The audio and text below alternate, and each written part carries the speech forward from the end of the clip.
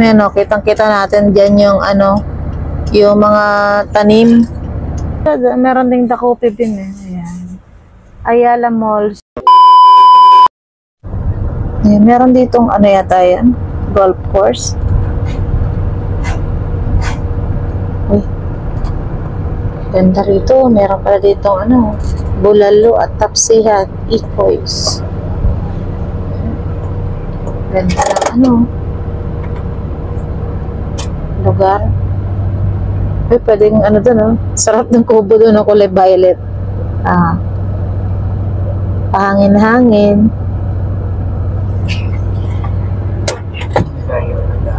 Ha? Nakita mo yung kabilang bundok.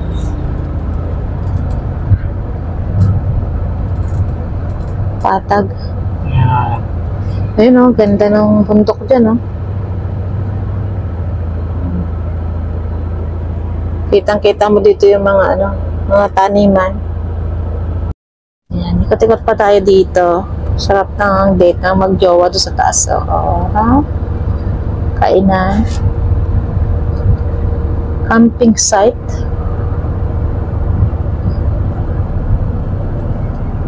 Ayan, dito naman yung daan na to. Papunta tong ano, simbahan ng Calle Ruega.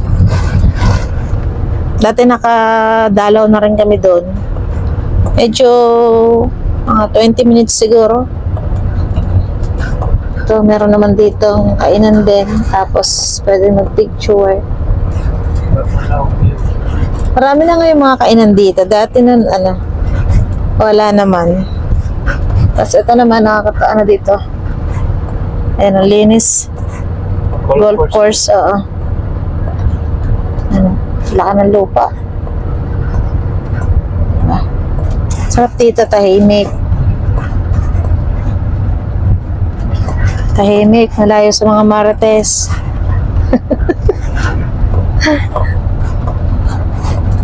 Kaya lang yung daan dito medyo ano, yan, hindi pa sementado. Kaya maalog-alog tayo. Pero dati nung pumunta kami, wala pa mga kainan sa mga sides. Ngayon marami na. Marami na mga nagtayo ng kainan. Dahil nga, dinadayo din to ng ano eh, ng mga vlogger, ng mga motorista. Itong lugar na to. Tapos hanggang doon sa Calle Ruega. Maganda rin sa Calle Ruega ang pumunta. Dati nung di pa ako nagbablog. Pero ewan ko lang kung may mga pagbabago ngayon doon. So ito nga, may mga kainan dito. O yung horse nasa gitna, ayaw magpadaan.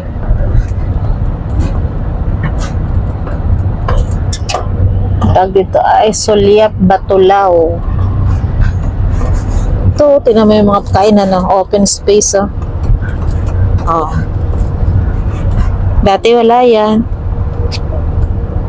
Eh, marami dito dumadayo mga nakamotor. Dahil nga sightseeing. Uy, ang daming kambing, oh. Ano ba ito, sementeryo? Hindi. Pabahay? Na napabayanan? Para siyang pabahay. Mga bahay. Electric house yata yun. Oo, na napabayaanan. Wala na siyang ano. Wala na nag-intindi. Lawak ng ano, paligiran. May mga deliveries na nakapunta dito.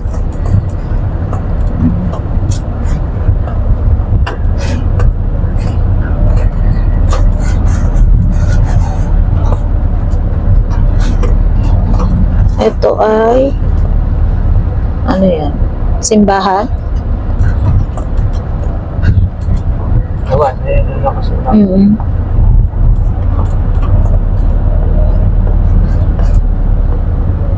Mountain Home. Para siyang ano? Staycation? Siguro. Hindi, ano siya? Parang bibili ka ng ano?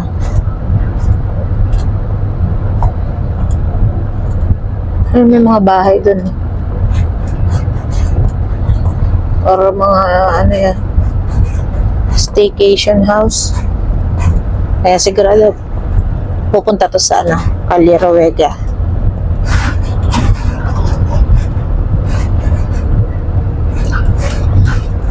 Ito yung simbahan.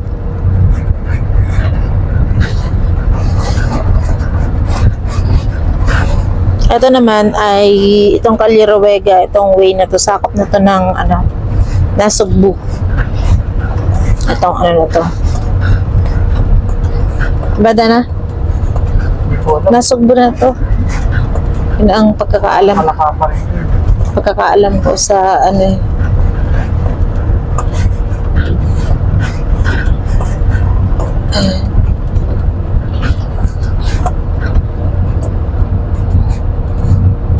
Yun yung itsura ng babae.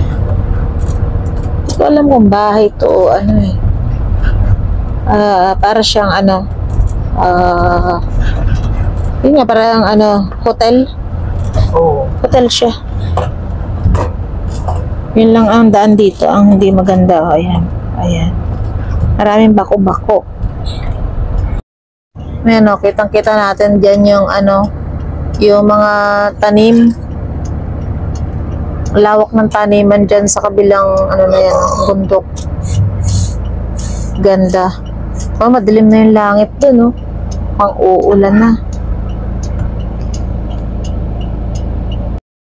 So, yun nga, ano, after naming maglibot-libot dito sa may Batulao at Calle Ruega, didiretso naman daw kami sa may Ayala Mall. Doon naman kami tambay-tambay, maglibot-libot dahil wala naman kami masyadong ginagawa ngayon, kaya ito may time tayo para lumabas-labas naman ng bahay. Ayan. Didiretso na kami mamaya doon. Paglabas namin dito, doon na kami didiretso sa Ayala Mall. So, yun nga, papalabas na tayo dito sa may Mount Batulao. Diretso nga tayo doon sa Ayala Mall. Medyo madilim na yung langit. Ito, ulan na yata. Yan, puro dilim na. Ay, medyo dumilim na rin tong aking video. Bubuhos na yung ulan. Kaya siguro talaga sakto lang na hindi kami nagmotor ngayon. Kasi nga talaga may bagyo. Ay kundangan lang talagang medyo naiinip din kami sa bahay kapag lagi lang kaming nandun. Kaya lumabas-labas naman kami. Yan, ito national highway na yan. Ang highway na. Yan, yung dinadaanan ng truck. Ay makikita natin dyan yung arko ng ano, Nasugbu. Yun yung arko dun.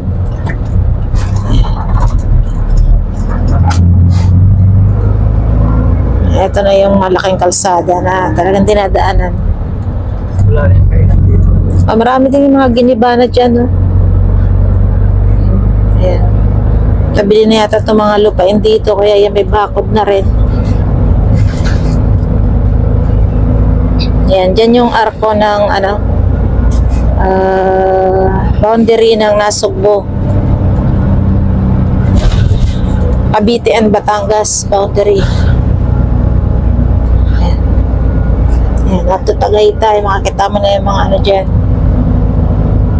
So mamaya dito na kami dadaan sa ano, sa Jokno Highway. Ayan, eto oh. Ayan yung ano, pinaka-arko. Madalas dito nagpipicture yung mga riders. Kaya mamaya dito na kami dadaan yan. Sa madalas namin dinadaanan. Dito na naman tayo sa may Twin Lakes. Ayan. Sarap din mamasyal dyan sa may paibaba dyan. Kaya lang diretso nga kami doon. Dito na pala kami sa ano, Ayala Mall. Ayan, merong parking rate 30 pesos. Ayan. Pag motorcycle ay 20. Ayan.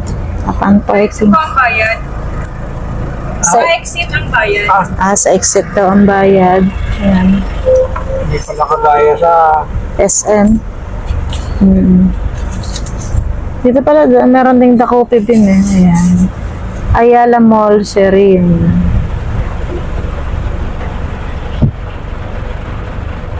Yun, daddy, may French baker pala dito. Gongcha. Hanap lang tayo ng parking. Nakatulog pala ako kanina. Naantok ako. Medyo marami rin nag-mall ngayon.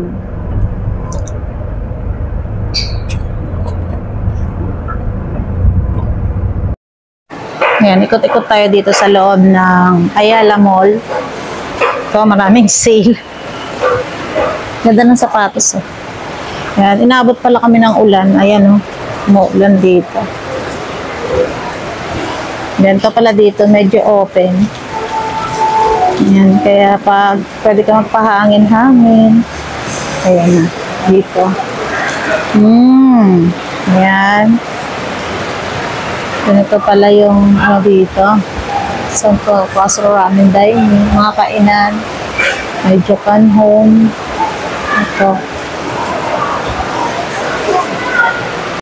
Ayan pala mga tindahan dyan sa baba. Ayan. May pagkain, mga donut, kung ano-ano. Kaya siya, ikot-ikot lang tayo dito. Mga kainan. Perks. Spoon.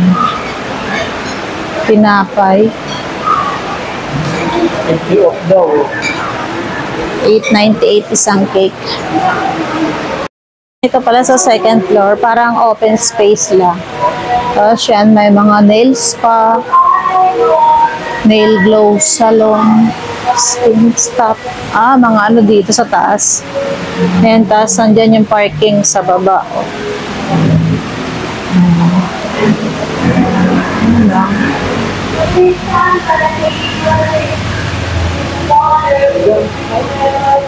May Jan Sport.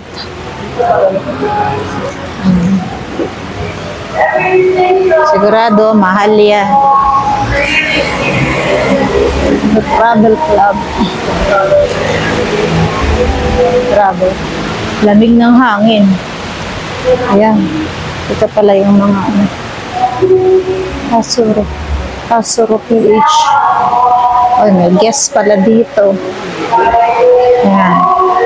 Ayun. Dito pala yung bag oh. Dito pala kami ngayon sa third floor. Ayan Taas din pala dito. Kaya marami mga tindahan.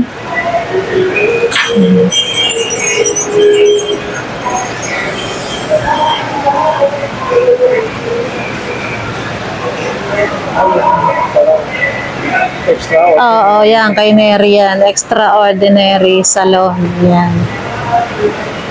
Sabi ko sa'yo meron. Old Baguio flavor of Cordillera. Walter Mart.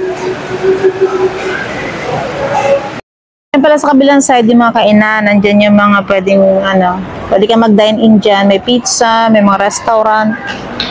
Ayan, dito. Ikot muna kami dito. Meron ditong ayan pala, may Wagyu Nico, Tagaytay, Unlimited Japanese Korean.